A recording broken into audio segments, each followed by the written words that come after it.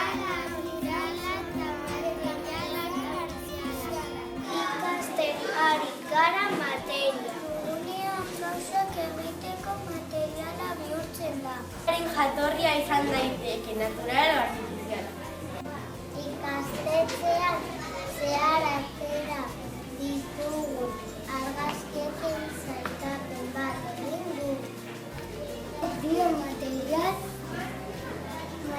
naturala.